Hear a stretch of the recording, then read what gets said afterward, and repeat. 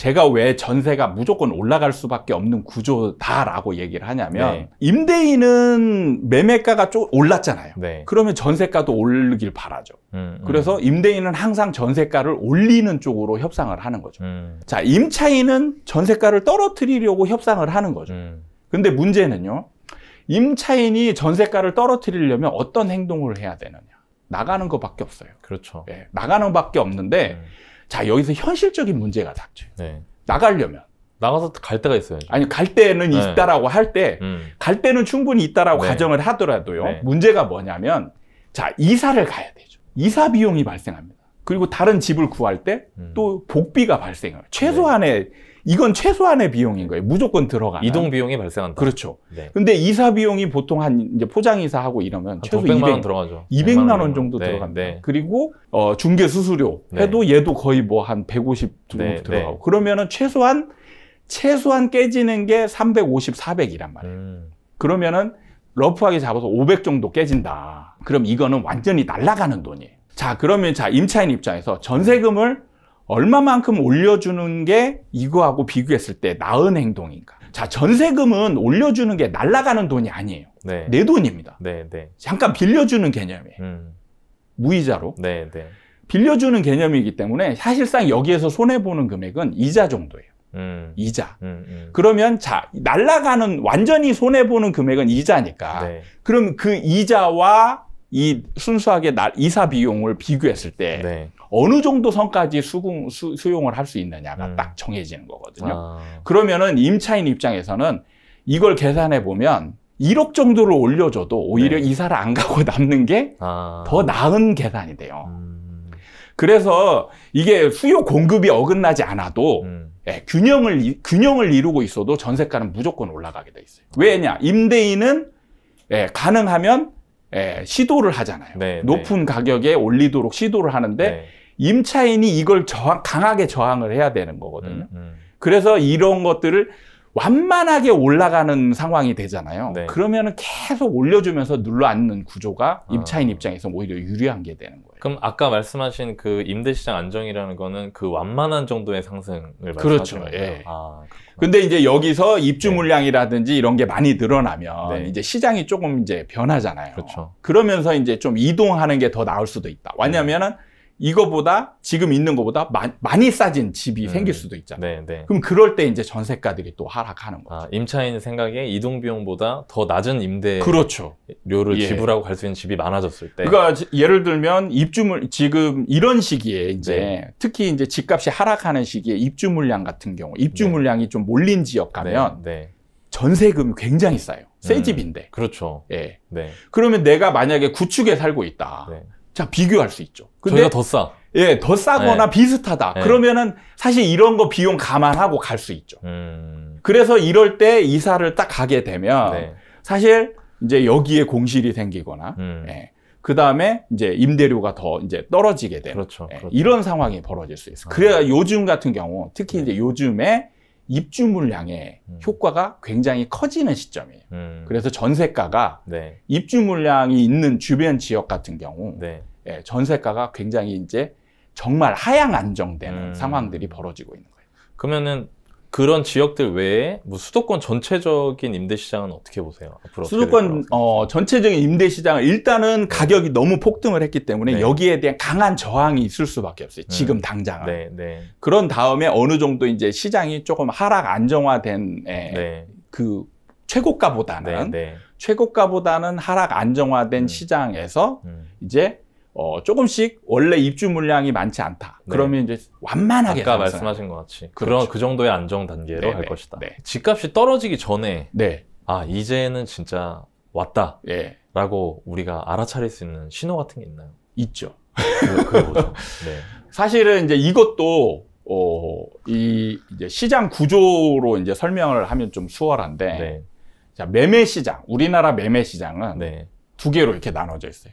예. 뭐냐면 뭐 우리나라뿐만 아니고 모든 부동산 시장은 똑같아요. 분양 시장과 일반 아파트 매매 시장 이렇게 나누어져 있어요. 아, 분양과 재고주택. 그렇죠. 네. 그래서 대부분의 우리가 가격을 논하는 시장은 일반 아파트 재고 시장이에요. 그렇죠. 재고 시장. 네. 예. 재고 시장에서 일어나는 상황과 이제 분양 시장에서 일어나는 상황을 나란히 놓고 이렇게 볼 줄 알아야 돼요. 근데 사실은 지금까지 이런 거를 해본 사람이 한 명도 없죠. 별로 없는 게 아니고 한 명도 없었습니다. 이게 이제 중요한 게, 자, 여기서 제가 강조하고 싶은 말은 이 분양 시장에서 미분양이 나야 이제 진짜 본격적인 하락을 해요. 온다. 예. 근데 그게 원인이 있어요. 중요한 원인이 뭐냐면 매수자한테 미치는 영향이 완전히 다른 거예요.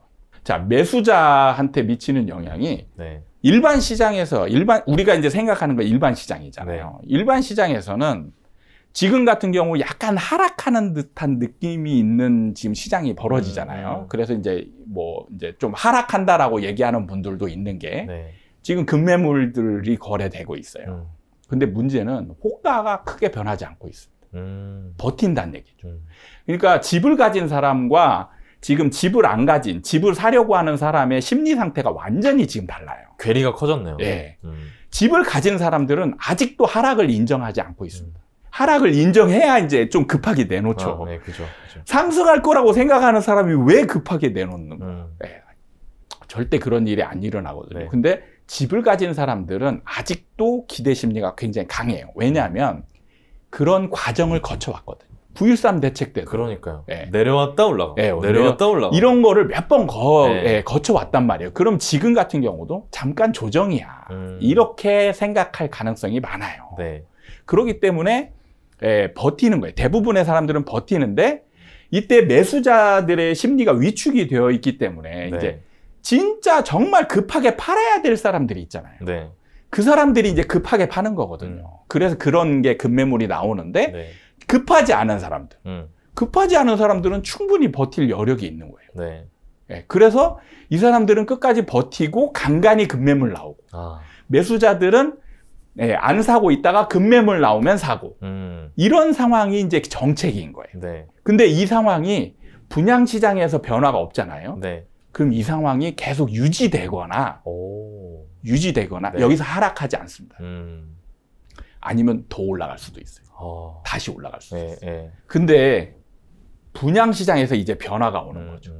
변화가 오는 게 뭐냐면 이때부터 이제 안 팔리는 물건이 생기기 시작하는 거예요. 그게 바로 미분양이거든요. 새 거가 안 팔린다. 그래서 매수자들이 이 미분양이 생기잖아요. 그러면 이제 급매물도 안 사요. 그렇죠. 얘는 재고주택이니까. 급매물도 안 사요. 그러면 이제 시장이 완전히 매수자 우위의 시장으로 변해가는 거예요. 지금처럼 팽팽한 신경전이 아니라 이제 완전 균형이 무너진다. 그렇죠. 균형이 무너지면 그 다음부터는 그 균형이 무너진 쪽으로 쫙 흘러가게 돼 있어요. 그래서 이 미분양이 매수자 우위의 시장으로 바꿔주는 결정적인 역할을 하는 거예요. 제가 이제 허니버터칩 얘기를 했잖아요. 허니버터칩이 그렇게 잘 팔리고 난리가 나다가 왜 사람들이 뭘 보고 줄 서서 사는 행위를 멈추느냐. 바로 매대에 언제 가도 있을 때. 매대에 그 과자가 눈에 보이게 이제 있을 때. 그 전까지는 없어요. 없으니까 줄을 쓰는 거예요. 사기 위해서. 근데 눈에 보이잖아요. 그러면 내가 굳이 줄을 쓸 필요가 없겠네. 없죠. 그러니까 뭐냐면 수요의 적극성이 제가 떨어진다라고 해요. 그 전까지는 굉장히 적극적으로 사려고 노력하다가 이 이제 물건이 쌓여 있는 게 보이잖아요. 그럼 이게 관망으로 변하는 거죠. 적극성이 없어지는 거예요. 왜? 급하지 않으니까. 자, 내가 내 집 마련을 하기 위해서 그동안에 정말 막 열심히 뛰어다녔는데 지금 뛰어다니지 않아도 돼요. 여기도 있고 일반 시장에도 매물이 나오기 시작하고 근데 기다려보니까 더 싸지네? 이런 느낌이죠. 그러니까 매수자들이 급하게 살 필요가 없어지는 거예요. 그게 이제 매수자 우위의 시장으로 변하는 거죠. 그럼 미분양이 이제 집값이 떨어지기 전에 나타나는 지표인데 지금 수도권 시장의 미분양은 어떤 상태인가요? 지금은 없죠. 나타납니다. 그러니까 미분양이 먼저 나타난다 이 말씀이신 거군요. 미분양 이제 지금 시장이 일반 시장이 정체기로 갔잖아요. 그럼 지금 정체기로 가면서 매수자들이 이제 집을 좀 사는 거를 좀 이제 뒤로 미루잖아요. 이게 분양 시장에도 자, 매매 시장에서 분양 시장과 일반 시장이 나란히 있단 말이에요. 수요자는 똑같아요. 수요자는 여기로 가서 살 수도 있고 여기로 가서 살 수도 있죠. 그 심리 상태가 전체적으로 지금 다운되고 있는 네. 거잖아요. 그럼 이 분양 시장에서도 이제 냉정함을 찾게 되는 거죠. 냉정함이 뭐냐? 자, 이제 그 전까지는 묻지 마. 그냥 단어, 청약. 일단 청약을 묻지 마로 넣는 거죠. 일단 대고 보자. 그죠. 네. 그러니까 선당 후공. 그렇죠. 이걸 했었는데 네. 이제는 고민을 먼저 하는 상황이 돼요. 그렇죠. 분양가도 보고 입지도 보고. 그러면은 경쟁률이 조금씩 낮아지고. 그러면서 이제 경쟁률이 낮아지는 게 눈에 보이면 네. 문제는 안 좋은 자리 당첨된 분들 있죠. 네. 뒷동에 뭐 2층, 3층 이런 거 당첨된 분은 무조건 이제 고민 엄청 하게 됩니다. 던질까? 이거를 계약을 포기해야 되나 말아야 되나 이런 걸 엄청 고민하죠. 그러다가 결국에는 계약을 포기하게 되는. 그러면 이제 이런 게 바로 미분양이거든요. 그렇죠.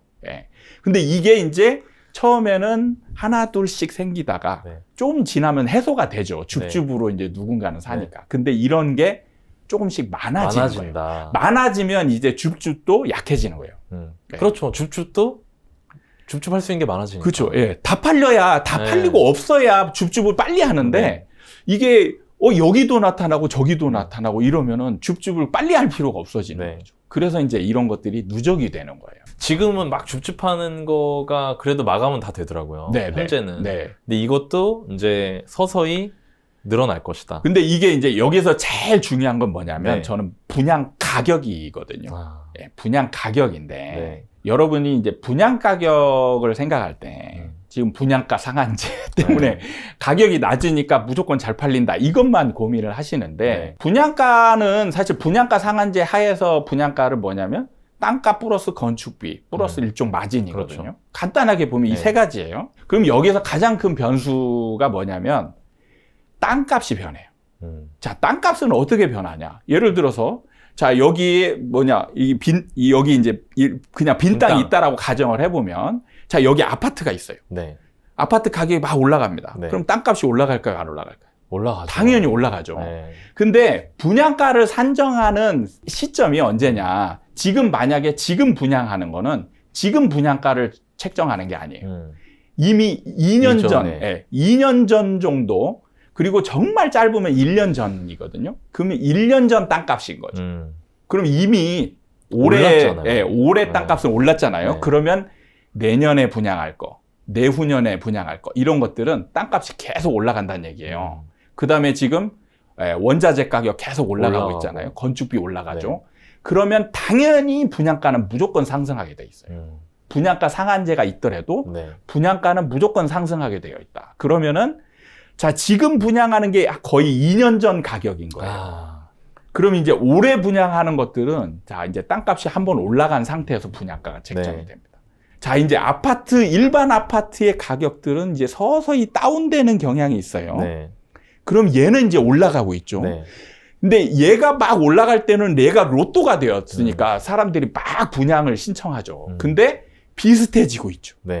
그러면 이제 얘를 살 필요가 없어지죠. 심지어 분상이라도.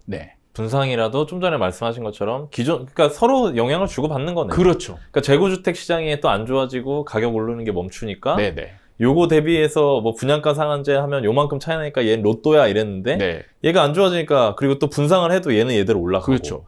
그러면서 어느 순간 이제 비슷해지는 시점이 오는 거예요. 분양가도 비싸네. 그렇죠. 이렇게 된다는 말씀이죠. 그럼 비싸게 되면 이거 사고자 하는 사람들이 이제 고민을 하죠. 이제 여기서 더 오를까? 프리미엄이 진짜 붙을까? 이런 고민을 하면서 이제 로얄동 로얄호실에 당첨된 사람은 당연히 계약하죠. 근데 이제 조금씩 인기가 없는 자리에 당첨된 사람들은 고민을 하다가 계약을 포기하는 거예요. 그러면서 늘어난다.